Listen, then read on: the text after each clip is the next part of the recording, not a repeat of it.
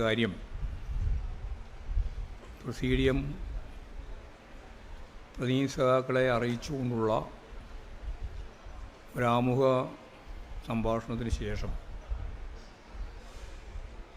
ഇന്ന് സമ്മേളനം തുടങ്ങിയത് സ്ത്രീകൾക്കും കുട്ടികൾക്കുമെതിരായ അതിക്രമങ്ങൾക്കെതിരായി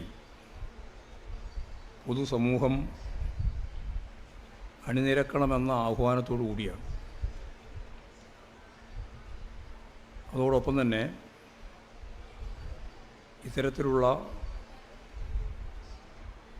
സ്ത്രീകൾക്കും കുട്ടികൾക്കുമെതിരായിട്ടുള്ള അതിക്രമങ്ങൾ ജനകീയമായ കൂട്ടായ്മയിലൂടെ കൂടി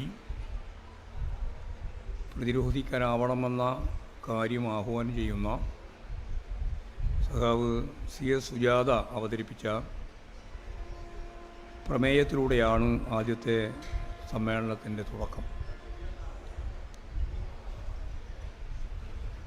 മോദി സർക്കാർ അധികാരത്തിൽ വന്നതിന് ശേഷം രാജ്യത്ത് സ്ത്രീകൾക്കും കുട്ടികൾക്കുമെതിരായി അക്രമങ്ങൾ വർദ്ധിച്ചു വരികയാണ്. 2022 4.5 ലക്ഷം പേർ അക്രമത്തിനിരയായി എന്നാണ് കേന്ദ്ര സർക്കാർ തന്നെ വ്യക്തമാക്കിയിട്ടുള്ളത്.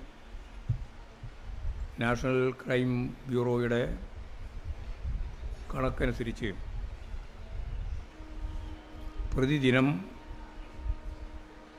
10 ദളിത് സ്ത്രീകൾ, ഏറ്റവും പിന്നണിയിൽ കിടക്കുന്ന ഈ ദളിത് വിഭാഗത്തിൽപ്പെട്ട സ്ത്രീകൾ ബലാത്സംഗം ചെയ്യപ്പെടുന്നു എന്നാണ് അവരുടെ കണക്ക്. സ്ത്രീ സുരക്ഷയ്ക്ക് പദ്ധതികൾ ആവിഷ്കരിക്കാനും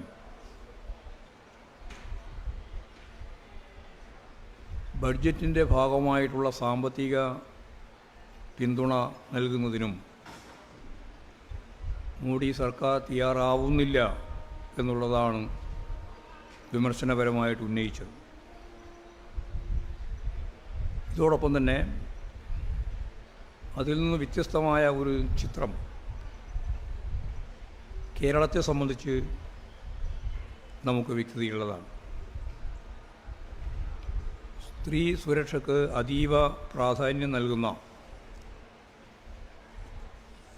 സമീപനമാണ് സ്ത്രീ സൗഹൃദമായ പദ്ധതികൾ ആവിഷ്കരിച്ചുകൊണ്ട് കേരള ഗവൺമെൻറ് മുന്നോട്ടേക്ക് പോകുന്നു.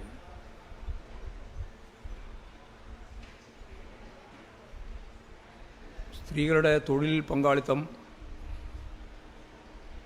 18% പ്രകടന പത്രികയിലെ വാഗ്ദാനം നമുക്ക് പാലിക്കാൻ സാധിച്ചു. 18% എന്നുള്ളത് ഉയർത്തി 22% ആക്കുകയും ചെയ്തു.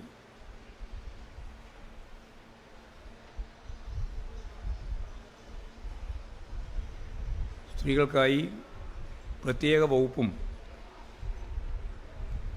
ഡയറക്ടറേറ്റും കേരളത്തിൽ രൂപീകരിച്ചു. വനിതാ ഹെൽപ്പ് ലൈൻ പ്രവർത്തനം ആരംഭിച്ചു. മാർച്ച് 8 ഈ പ്രത്യേകത കണക്കിലെടുത്തുകൊണ്ടുള്ള ഇതെല്ലാം ഉൾച്ചേർത്തിട്ടുള്ള ഒരു പ്രമേയമാണ് സഖാവ് സുജാത സമ്മേളനത്തിന് മുമ്പിൽ അവതരിപ്പിച്ചത്. ഇന്നലെ സഖാവ് പിണറായി കേരളത്തിൻ്റെ ബഹുമാന്യനായ മുഖ്യമന്ത്രി അവതരിപ്പിച്ച നവകേരളത്തിനുള്ള പുതുവഴികൾ എന്ന രേഖ ഇന്ന് രാവിലെ 9:30 മണി മുതൽ ചർച്ച ചെയ്യുകയും ഇനി 1 മണിക്കൂർ കൂടി ചർച്ച ബാക്കി നിൽക്കുകയാണ്. മൊത്തം 27 സഖാക്കളാണ് 5 മണിക്ക് പൂർത്തിയാവുന്ന ചർച്ചയിൽ പങ്കെടുക്കുന്നത്. 20 സഖാക്കൾ ഇപ്പോൾ ചർച്ചയിൽ പങ്കെടുത്തു കഴിഞ്ഞു. രേഖയ്ക്ക് വൻ സ്വീകാര്യതയാണ് സമ്മേളനത്തിൻ്റെ ഭാഗമായിട്ടുള്ള പ്രതിനിധി സംഘങ്ങളിൽ നിന്ന് ഉണ്ടായത്. കേന്ദ്രം കേരളത്തെ ക്രൂരമായി അവഗണിക്കുമ്പോൾ നവകേരള നിർമ്മാണത്തിന് പുതുവഴികൾ കണ്ടെത്താനുള്ള പ്രഖ്യാപനമായാണ് സഖാക്കൾ ഈ രേഖയെ കണ്ടത്. കഴിഞ്ഞ സമ്മേളനം മുന്നോട്ടേക്ക് വെച്ച നവകേരള നിർമ്മാണം എന്ന ലക്ഷ്യം ഭൂരിപക്ഷവും നേടാൻ നമുക്കിതിനകം കഴിഞ്ഞതിനാൽ പുതുവഴികളും നടപ്പിലാക്കാൻ സാധിക്കും എന്ന ആത്മവിശ്വാസമാണ് സഖാക്കൾ പ്രകടിപ്പിച്ചിട്ടുള്ളത്.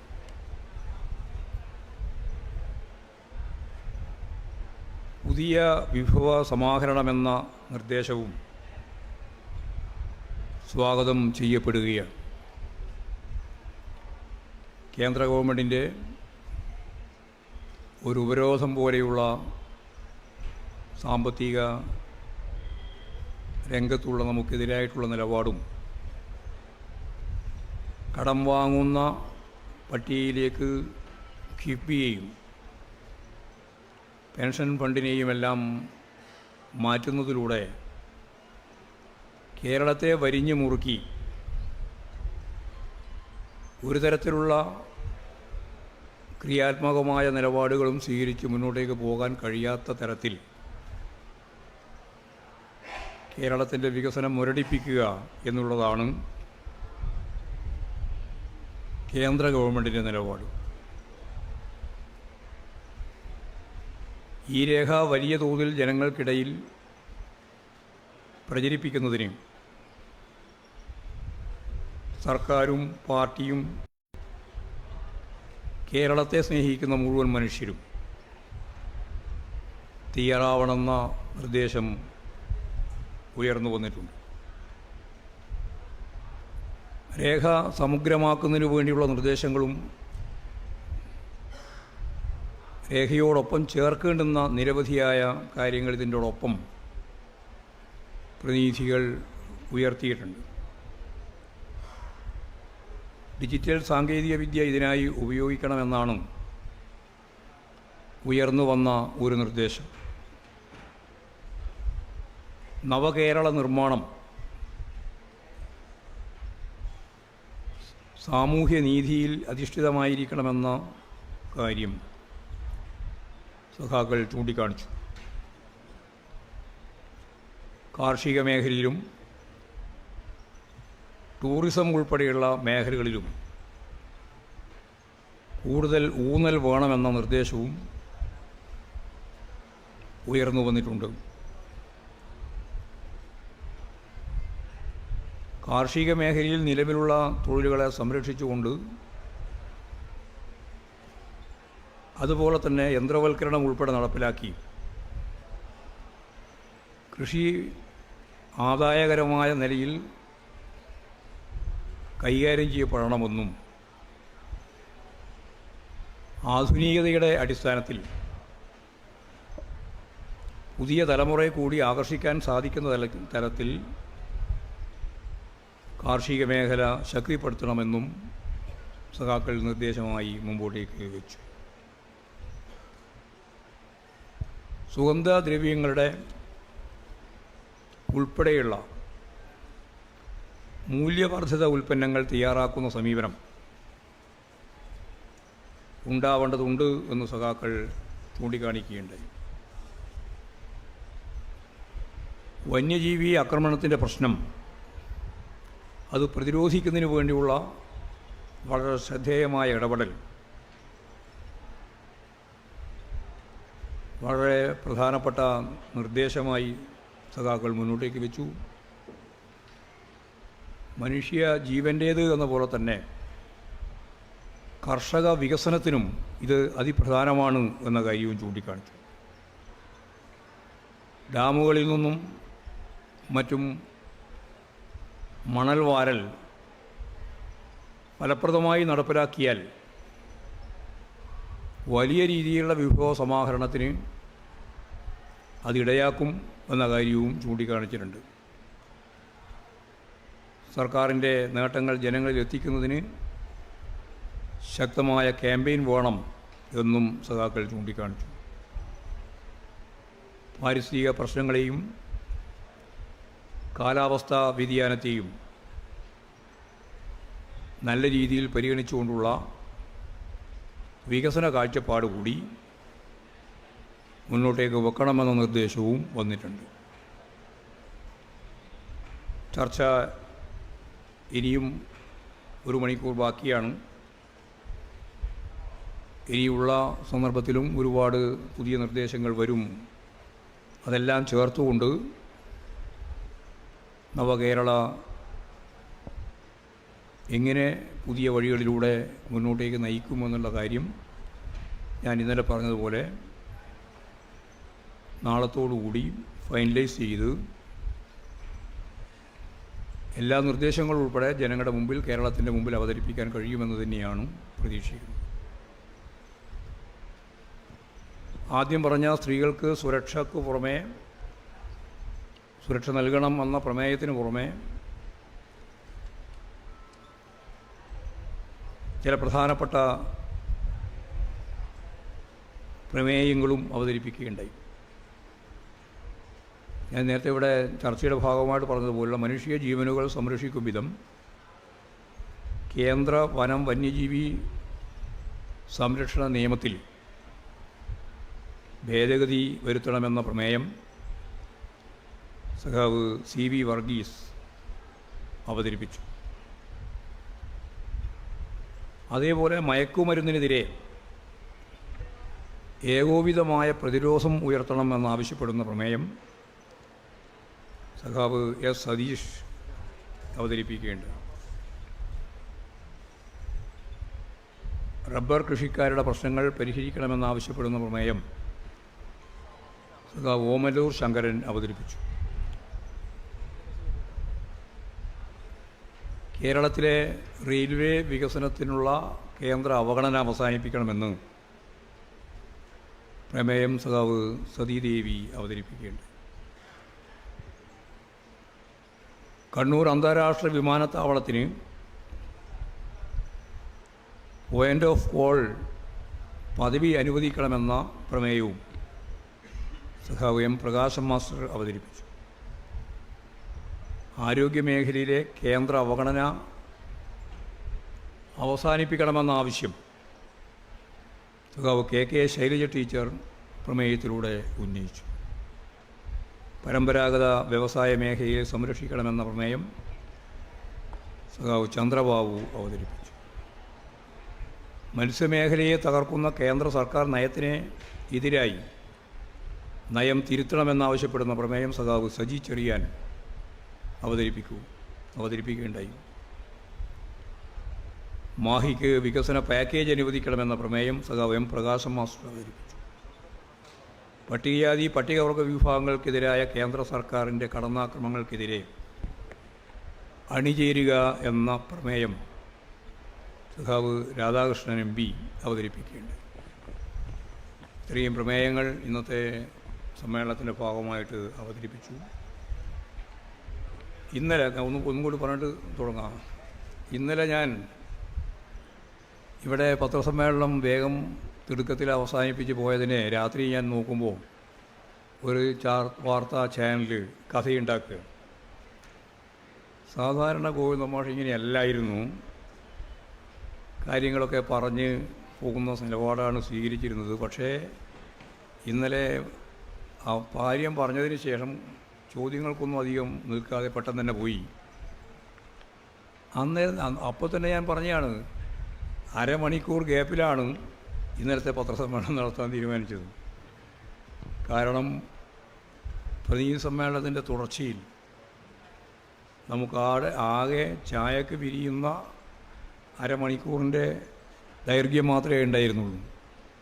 അതുകൊണ്ട് ആ സമയം കൊണ്ട് അവസാനിപ്പിക്കുന്നതിന് വേണ്ടിയിട്ടാണ് പറയാനുള്ള കാര്യങ്ങളെല്ലാം പറഞ്ഞ് അത്യാവശ്യം ചില ചോദ്യങ്ങളൊക്കെ ചോദിച്ച് ആ ചോദ്യത്തിന് മറുപടിയും പറഞ്ഞ് ഞാൻ പോയത്.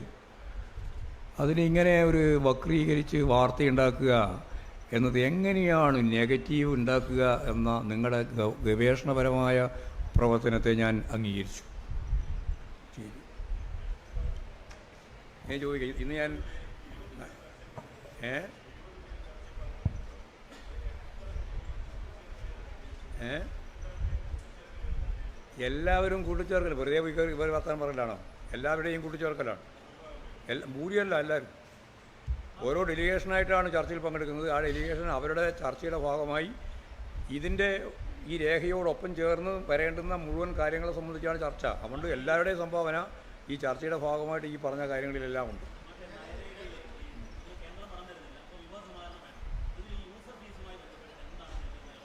ഇപ്പോഴൊന്നും തീരുമാനിച്ചിട്ടില്ല. അതായത് നമുക്ക് ആവശ്യമുള്ള വിഭവം സമാഹരിക്കണം എന്ന കാര്യം പൊതുവായിട്ട് അംഗീകരിക്കുകയാണ്. പിന്നെ എന്തൊക്കെ ഏതൊക്കെ മേഖലയിൽ എങ്ങനെയൊക്കെ എന്നുള്ളതെല്ലാം വിശദാംശങ്ങളായിട്ട് അതിൻ്റെ പ്രായോഗിക തലത്തിൽ വരുമ്പോഴേ പറയാൻ സാധിക്കുള്ളൂ. ഇപ്പോൾ ഒരു നിലപാട് നയം അംഗീകരിക്കുന്നു എന്ന് മാത്രമേ. അതൊക്കെ പിന്നീട് ആലോചിക്കും എങ്ങനെയൊക്കെയാണ് വേണ്ടി വരും എന്ന് പറഞ്ഞിട്ട് പിന്നെ പരിശോധിക്കുന്നുള്ളതല്ല ഞാൻ പറഞ്ഞത്. നിങ്ങൾക്ക് അങ്ങനെ ഒരു വാർത്ത ഉണ്ടാക്കാനാണ് ശ്രമം. ഞാൻ പറഞ്ഞത് പൊതുവായൊരു നിലപാട് പാർട്ടിക്കുള്ളത്, നമ്മൾ ഈ വിഭവം സമാഹരിക്കുമ്പോൾ കേന്ദ്ര ഗവൺമെൻറ് നമുക്ക് പണം തരാതിരിക്കുന്നു. നമുക്കാണെങ്കിൽ കേരളത്തിന് വിഭവം ലഭിക്കാനുള്ള നിരവധി സാധ്യത ലോകത്തുണ്ട്, ഈ കേരളത്തിലുണ്ട്, ഇന്ത്യയിലുണ്ട്. അതുകൊണ്ടാണല്ലോ കേരളീയനെ സംബന്ധിച്ചിടത്തോളം സാമ്പത്തിക പരാധീനത വെച്ചുകൊണ്ടല്ല അത് ഉപേക്ഷിച്ചത്, അല്ലെങ്കിൽ ഉപേക്ഷിക്കേണ്ടി വരുന്നത്. കേന്ദ്ര ഗവൺമെൻറ് അനുവാദം തന്നാൽ ഇപ്പോഴും അതിനാവശ്യമായ പണം സ്വരൂപിക്കാൻ നമുക്ക് കേരളത്തിന് സാധിക്കും. അതൊക്കെ തിരിച്ചു കിട്ടാനുള്ള വഴിയുള്ള പദ്ധതികളാണ്, പ്രൊജക്റ്റുകളാണ്, നിക്ഷേപം. അതിനൊക്കെ നല്ല സാധ്യതയാണ് ലോകത്തിൻ്റെ വിവിധ മേഖലയിൽ നിന്ന് നമുക്ക് അനുകൂലമായിട്ടുള്ളത്. നേരത്തെ തന്നെ ജപ്പാനുമായിട്ടൊക്കെ ബന്ധപ്പെട്ട് ചർച്ച ചെയ്തപ്പോൾ അവർ സമ്മതിച്ചതാണ്. അതുപോലെ വിഭവ സമാഹരണത്തിനാവശ്യമായ നിരവധിയായ വഴികൾ നമ്മൾ കണ്ടെത്തും.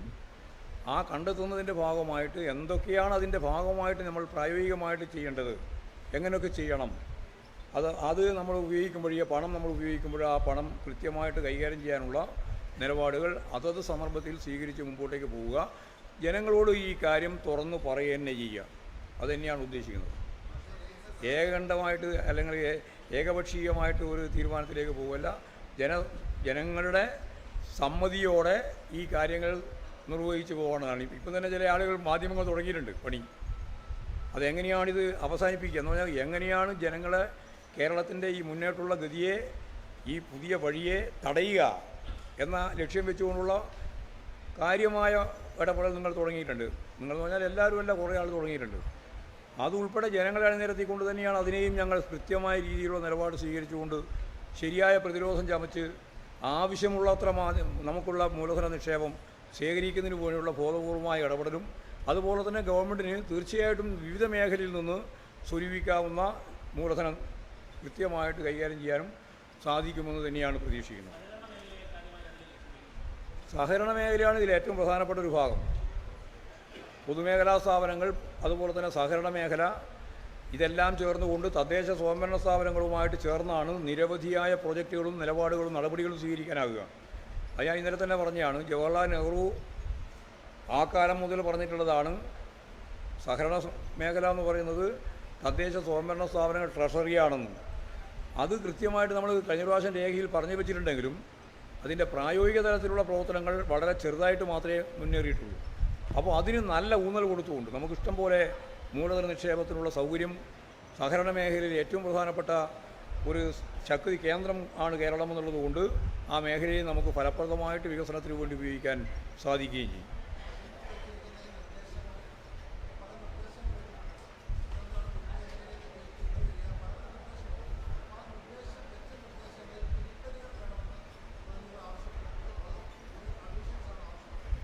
നിർദ്ദേശങ്ങളെ സംബന്ധിച്ചെല്ലാം ഓരോന്നും നമ്മൾ സഖാക്കൾ കാണുന്നത് ജനവിരുദ്ധമാവാതിരിക്കുകയും, അതാണ് ഇതിൻ്റെ ഏറ്റവും പ്രധാനപ്പെട്ട അടിസ്ഥാനം. ഈ കേരളത്തിലെ അടിസ്ഥാന വർഗ വിഭാഗങ്ങളുടെ പ്രശ്നങ്ങൾ ഫലപ്രദമായി ഈ സന്ദർഭത്തിലും കൈകാര്യം ചെയ്യപ്പെടുമെന്നുള്ളതിന് ഗ്യാരണ്ടി ഉണ്ടാക്കുകയും ചെയ്യുക എന്നുള്ളതാണ് പ്രതിനിധി സഖാക്കളുടെ ഊന്നൽ. എന്ന് പറഞ്ഞാൽ ഇതിൻ്റെ അകത്ത് നമുക്കെല്ലാം അറിയുന്നത് പോലെ ഈ വികസന പ്രക്രിയ മുന്നോട്ടേക്ക് വരുമ്പോൾ സ്വാഭാവികമായിട്ടും അതിൻ്റെ പ്രധാനപ്പെട്ട ഒരു ഭാഗം ഇടത്തരം വിഭാഗത്തെ രൂപപ്പെടുത്തുകയും ശക്തിപ്പെടുത്തുകയും ചെയ്യുക. എന്നാൽ അതോടൊപ്പം തന്നെ പരമ്പരാഗതമായ തൊഴിലാളി വിഭാഗം, ജനവിഭാഗങ്ങൾ, നമ്മുടെ ഏറ്റവും അടിസ്ഥാനപരമായിട്ടുള്ള വിഭാഗം, ആ വിഭാഗങ്ങളുടെ ജീവിതം മെച്ചപ്പെടുത്താൻ, ഫലപ്രദമായിട്ട് ഈ പൊതുവികാസത്തിൻ്റെ ഒപ്പം തന്നെ അതിനെയും ഫലപ്രദമായി ചേർത്ത് നിർത്തി മുമ്പോട്ടേക്ക് പോകണം എന്നുള്ള കാര്യമാണ് സഖാക്കൾ ഡെലിഗേഷനുകൾ വ്യക്തമാക്കിയത്. ഏതൊക്കെ മേഖലയാണോ വേണ്ടത് ആ എല്ലാ മേഖലയും, അത് സർവ്വതല സ്പർശിയായ മേഖലയാണ് ഉദ്ദേശിക്കുന്നത്. അത് ഏതെങ്കിലും നിങ്ങൾക്ക് പല നിർദ്ദേശങ്ങളുണ്ടെങ്കിൽ അത് നമ്മൾ സ്വീകരിക്കും. ജനവിരുദ്ധമാവില്ല. ജനവിരുദ്ധമാവുന്ന ഒരു സമീപനവും ഞങ്ങൾ സ്വീകരിക്കില്ല. അല്ല, നിങ്ങൾക്കുള്ളതാണ് ഞാൻ പറഞ്ഞത്. നിങ്ങൾക്ക് അങ്ങനൊരു ആശങ്കയുണ്ട്. ആ ആശങ്ക നിങ്ങൾ ഈ പരിപാടി എങ്ങനെയാണോ നടപ്പിലാക്കാതിരിക്കേണ്ടത് എന്ന കാര്യം വെച്ചുകൊണ്ട് പ്രതിരോധിക്കാനുള്ള ശ്രമം തുടങ്ങിയിട്ടുണ്ട്. അതാ ഞാൻ പറഞ്ഞത് നിങ്ങളോട്. ആദ്യം ഞങ്ങളെ സംബന്ധിച്ച് ചർച്ചയിലൊന്നും ഉണ്ടായിട്ടില്ല. കാരണം ചർച്ച അത്യാവേശത്തോടുകൂടിയാണ് സമ്മേളനം ഈ ഓരോ നിലപാടിനെയും സ്വീകരിക്കുന്നത്. നിങ്ങളെല്ലാം വിചാരം എന്താ, ഞാൻ ഓരോന്ന് പറയുമ്പോൾ കൈയടിച്ചുകൊണ്ടിരിക്കുന്നത് പൊതുസമ്മേളനം മറ്റാ. നല്ല പക്വത വന്ന കേഡർമാരാണ് പങ്കെടുക്കുന്നത് സമ്മേളനത്തിലട്ടാ. നിങ്ങൾ വിചാരിക്കുന്ന പോലെ നിങ്ങൾക്ക് ഇപ്പോൾ മനസ്സിലായില്ല. ഒരു കുറേ കഴിയട്ടെ, അപ്പോൾ നിങ്ങളെല്ലാം പങ്കെടുപ്പിക്കാം. അപ്പോഴാ നിങ്ങൾക്ക് മനസ്സിലാക്കുക സമ്മേളനം എന്താണെന്ന്. ഇപ്പോഴിങ്ങനെ പുറത്തു നിന്നിരിങ്ങനെ നിങ്ങൾക്ക് മനസ്സിലാകുന്നില്ല.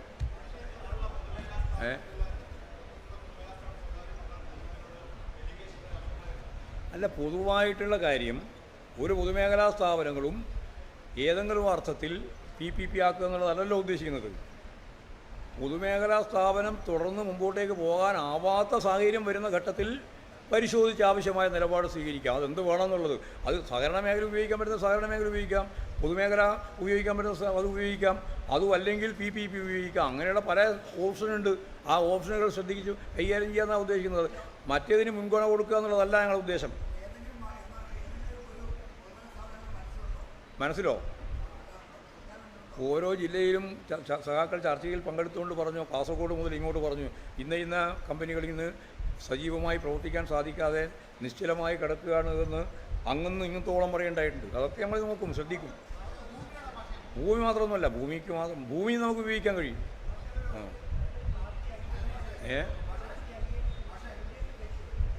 ഇത് അത് ഗവൺമെൻറ് ചെയ്ത് നടപ്പിലാക്കാൻ പോകുന്ന സന്ദർഭത്തിലല്ലേ. നയം ഒരു പ്രാവർത്തികമാക്കുന്ന ഘട്ടം വരുമ്പോഴും സ്വാഭാവികമായിട്ടും LDF ഉൾപ്പെടെ എല്ലാം ചർച്ച ചെയ്തിട്ടല്ലേ കേരളത്തിൽ നടപ്പിലാക്കുക. കഴിഞ്ഞ പ്രാവശ്യം LDFൻ്റെ ഭാഗമാക്കി മാറ്റിയല്ലോ ആ രേഖ. അതുപോലെ ഇപ്പോൾ ഞങ്ങളിവിടെ അവതരിപ്പിക്കുന്ന രേഖ അവതരിപ്പിച്ച് അംഗീകരിക്കുന്നതോടുകൂടി അത് പൊതു സ്വത്തായിട്ട് മാറും. എല്ലാവരുമായിട്ട് ചർച്ച ചെയ്യും. ആ ചർച്ചയുടെ ഭാഗമായിട്ട് LDF ഉൾപ്പെടെ ചർച്ച ചെയ്തുകൊണ്ട് തന്നെയാണ് പ്രായോഗികമായിട്ട് നടപ്പിലാക്കാൻ ഉദ്ദേശിക്കുന്നത്.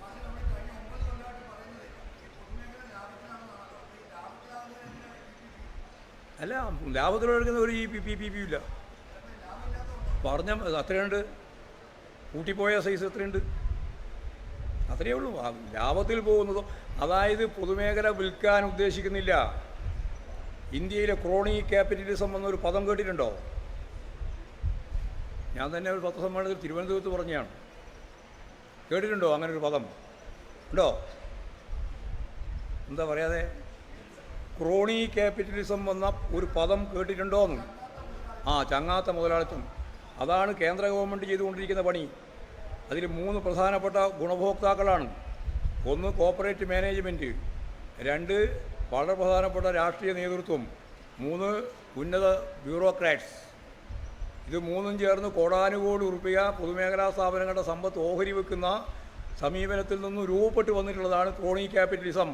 അതിവിടെ ഉദ്ദേശിക്കുന്നില്ല. അതാ നിങ്ങൾക്ക് മനസ്സിലാവാതെ. അതിവിടെ ഉദ്ദേശിക്കുന്നില്ല.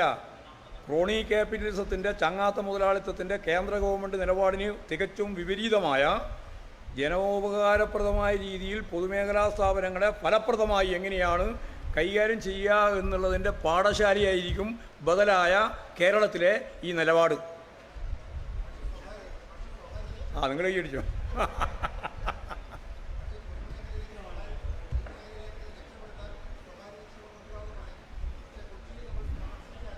ഇത്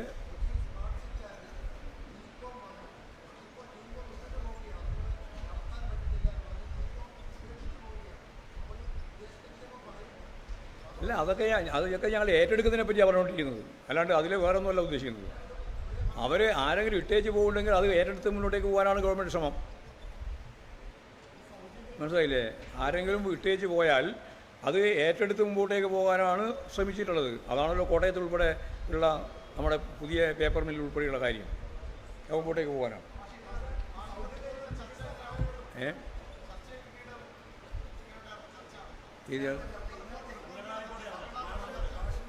റിപ്പോർട്ടിന് മേലെ വളരെ ആരോഗ്യകരമായ ചർച്ചയായിരുന്നു ഇന്നലെ നടത്തിയത്. നിങ്ങൾ പത്രക്കാർ മാത്രമേ പുതിയ ചർച്ച നടത്തിയിട്ടുള്ളൂ. അത് വേറെ ആ ചർച്ച ഞങ്ങൾ മൈൻഡ് ചെയ്യുന്നില്ല. നിങ്ങൾ ഞാൻ നേരത്തെ പറഞ്ഞൊരു കാര്യം നിങ്ങൾ മറക്കണ്ട. നെഗറ്റീവായ ഒരു കാര്യവും അതിൻ്റെ പിന്നിൽ പോകാൻ ഈ പാർട്ടി തയ്യാറില്ല. ഞങ്ങൾ പോസിറ്റീവായിട്ടാണ് മുഴുവൻ കാര്യത്തെയും കാണുന്നത്, പ്രവർത്തന റിപ്പോർട്ട് ഉൾപ്പെടെ. നിങ്ങൾ അതിൻ്റെ അകത്ത് വിഷം കലക്കാൻ വേണ്ടിയിട്ട് പല കാര്യങ്ങളും ചേർത്ത് വെച്ചാൽ ആ ചേർത്ത് വെച്ചതിൻ്റെ പുറകെ ഞങ്ങൾ പോകുമെന്നും അതിൻ്റെ മാനസികമായ സമ്മർദ്ദത്തിലായിരിക്കും ഞങ്ങളെല്ലാം ഉണ്ടാകുമെന്നും നിങ്ങൾ ധരിക്കണ്ട. പോസിറ്റീവായ നിലപാടിൻ്റെ ഒപ്പം നിന്ന് നെഗറ്റീവായിട്ട് വരുന്ന എല്ലാറ്റിനെയും തള്ളി ഈ പാർട്ടിയും പ്രസ്ഥാനവും മുന്നോട്ടേക്ക് പോയിട്ടുണ്ട്. നിങ്ങളുടെ അജണ്ടക്ക് നിന്നു തരാൻ ഞങ്ങളില്ല എന്ന കാര്യം ഞാൻ പല പ്രാവശ്യമായിട്ട് പറഞ്ഞിട്ടുള്ളതാണ്. അത് വീണ്ടും ആവർത്തിക്കുകയാണ്. ആ 10 സമ്മേളനം തന്നെയല്ലേ തീരുമാനിക്കുകയാണ്. അത്രയൊന്നും മണിക്കൂറില്ലല്ലോ, വളരെ ചുരുക്കം മണിക്കൂറിലേ ഉള്ളൂ. കാത്തിരുന്ന് കാണാം.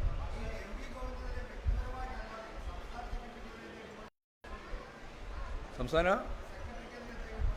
ഇല്ല, വ്യക്തിപരമായ ഒരു പരാമർശം പോലും ഉണ്ടായില്ല.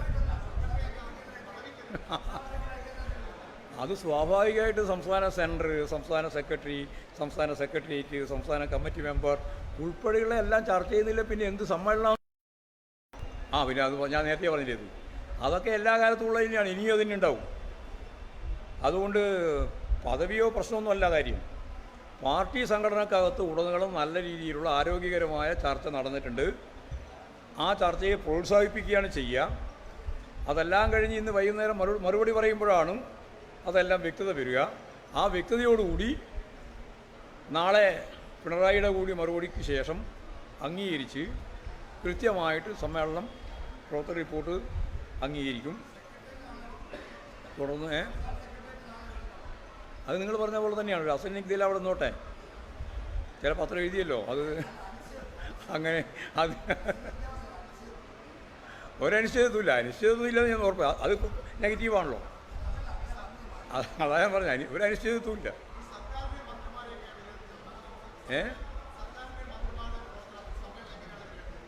ഗവൺമെൻറ്റിനെയും അതുപോലെ തന്നെ നല്ല മെച്ചപ്പെട്ട ഗവൺമെൻറ് എന്ന രീതിയിലാണ് വിലയിരുത്തിയിട്ടുള്ളത്.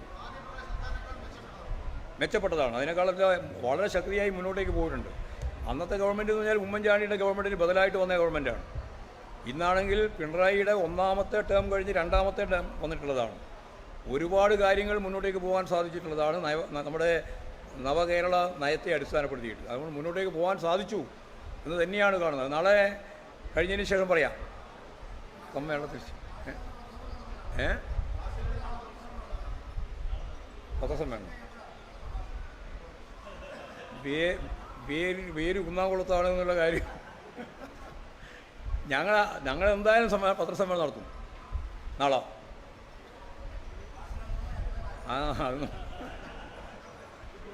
അപ്പോൾ അവസാനിപ്പിക്കാം അല്ലേ?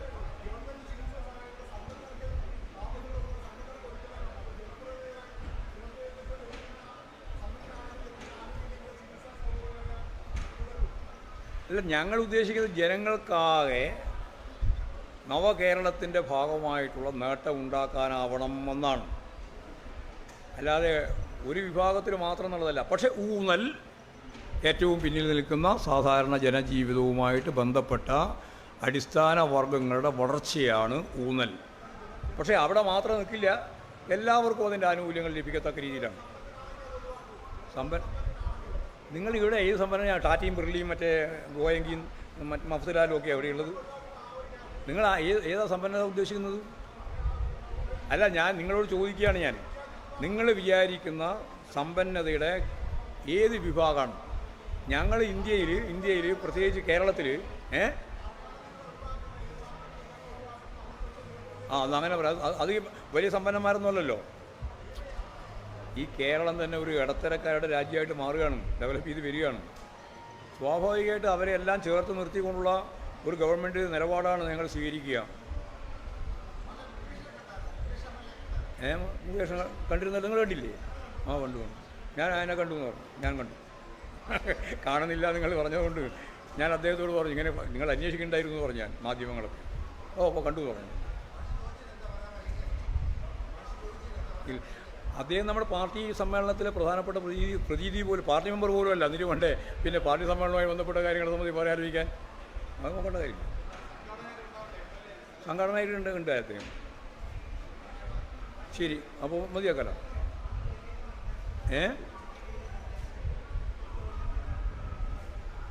ഈ ഗവൺമെൻറ്റിന് അടുത്ത ഗവൺമെൻറ്റിന് എല്ലാ കാര്യത്തും നടപ്പിലാക്കും. മനസ്സിലായില്ല അല്ലേ? ഈ ഗവൺമെൻറ്റിൻ്റെ കാലത്ത് നടപ്പിലാക്കും, അടുത്ത ഗവൺമെൻറ്റിൻ്റെ കാലത്ത് നടപ്പിലാക്കും. ആ അടുത്ത ഗവൺമെൻറ് വരാൻ വേണ്ടിയിട്ടുള്ള ഏറ്റവും ശ്രദ്ധേയമായിട്ടുള്ള ഒരു നിലപാട് സ്വീകരിക്കുകയാണ് ഈ പുതിയ വഴികളുമായി ബന്ധപ്പെട്ടുകൊണ്ട് കേരളത്തിലെ ഇടതുപക്ഷ ജനാധിപത്യ മുന്നണി ഗവൺമെൻറ്റിൻ്റെ 3ാം ഘട്ടത്തിലേക്കുള്ള യാത്രയാണ്.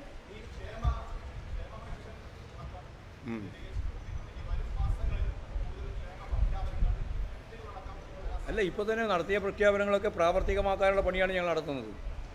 അതിലാണിപ്പം പറഞ്ഞിട്ടുള്ളത്. ക്ഷേമ പെൻഷൻ വർദ്ധിപ്പിക്കുന്നതിനെ സംബന്ധിച്ചും അതുപോലെ തന്നെ കുടുംബിനികൾക്ക് വീട്ടമ്മമാർക്ക് കൊടുക്കേണ്ടുന്ന പെൻഷൻ സംബന്ധിച്ചെല്ലാം കാര്യമായ ആലോചന നടത്തും എന്ന് ഈ രേഖയിൽ പറഞ്ഞു വെച്ചിട്ടുണ്ട്. ആയിട്ടില്ല, നമുക്ക് നോക്കാം, പെട്ടെന്ന് തന്നെ നടത്താം.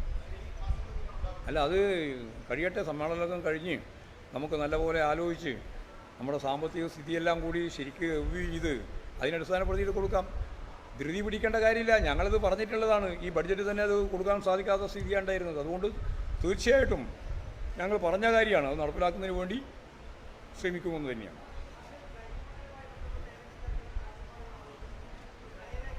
കൈരയ്യ കരിമണലൊക്കെ വളരെ ഫലപ്രദമായിട്ട് ഈ രാജ്യത്തിൻ്റെ സമ്പത്ത് വ്യവസ്ഥയ്ക്ക് ഉപയോഗിക്കാൻ സാധിക്കുന്ന ഏറ്റവും പ്രധാനപ്പെട്ട ഖനീജങ്ങളല്ലേ. അതൊക്കെ എങ്ങനെയാണ് ഉപയോഗിക്കേണ്ടത് എന്ന് മണൽ തന്നെ ഇപ്പോൾ പൂർണ്ണമായിട്ട് ഉപയോഗിക്കാൻ പറ്റിയാൽ എത്ര കോടി രൂപയുടെ മണലാണ് കേരളത്തിലുള്ളത്.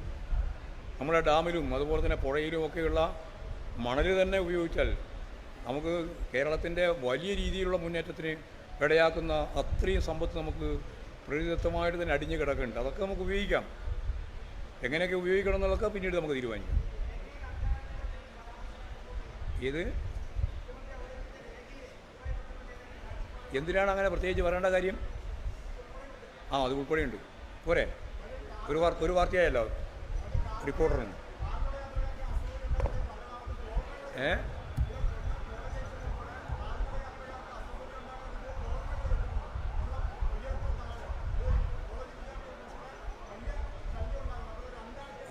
അതല്ലേ വളരെ വളരെ അത് സംബന്ധിച്ചെല്ലാം മോണിറ്ററിങ് നടന്നുകൊണ്ടിരിക്കുന്നുണ്ട്.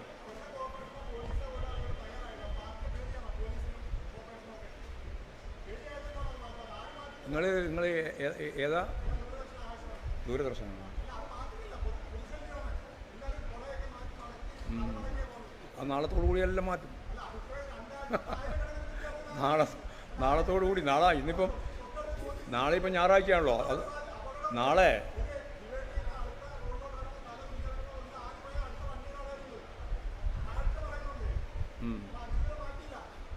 നമുക്ക് മാറ്റാം.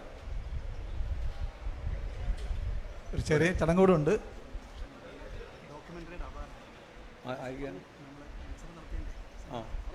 ചെറിയൊരു ചടങ്ങൂടുണ്ട്. നമ്മൾ ഈ സംസ്ഥാന സമ്മേളനത്തിൻ്റെ ഭാഗമായി ഡോക്യുമെൻ്ററി, ഷോർട്ട് ഫിലിം, ഫോട്ടോഗ്രാഫി മത്സരം നടത്തിയിരുന്നു.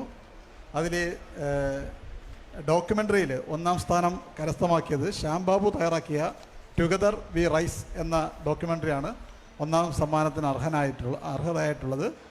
അദ്ദേഹത്തിന് ക്യാഷ് അവാർഡും മൊമൻറ്റവും നൽകാൻ മാഷിനെ ക്ഷണിക്കുകയാണ്.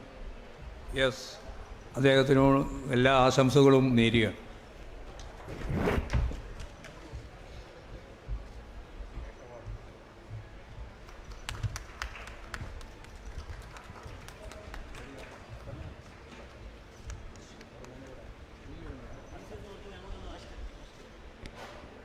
ഫോട്ടോഗ്രാഫി മത്സരത്തിൽ 1ാം സമ്മാനം ലഭ്യമായിട്ടുള്ളത് സാമൂഹ്യക്ഷേമ പെൻഷൻ ഏറ്റുവാങ്ങുന്ന വൃദ്ധ ദമ്പതികളുടെ സന്തോഷത്തിൻ്റെ ചിത്രം പകർത്തിയ റസാക്ക് താഴത്തങ്ങാടിയാണ് 1ാം സമ്മാനത്തിന് അർഹതയായത്. അദ്ദേഹത്തെ ക്ഷണിക്കുന്നു.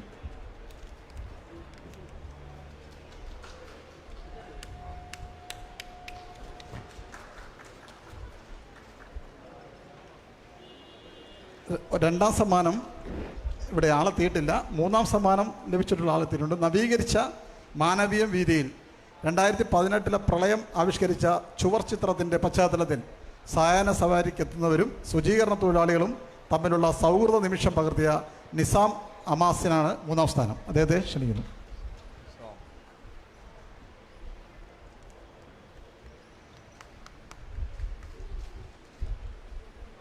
ഇതിൽ രണ്ടാം സമ്മാനം ലഭ്യമായത് വിഴിഞ്ഞം തീരത്ത് ആദ്യ കപ്പൽ തീരമണഞ്ഞപ്പോൾ ഒത്തുകൂടിയ പ്രദേശവാസികളുടെ ആഹ്ലാദ നിമിഷത്തിൻ്റെ ചിത്രമെടുത്ത മിഥുൻ അനില മിത്രനാണ് രണ്ടാം സ്ഥാനം. അദ്ദേഹം ഇവിടെ എത്തിയിട്ടില്ല, തുടർന്ന് നമുക്ക് നൽകാം.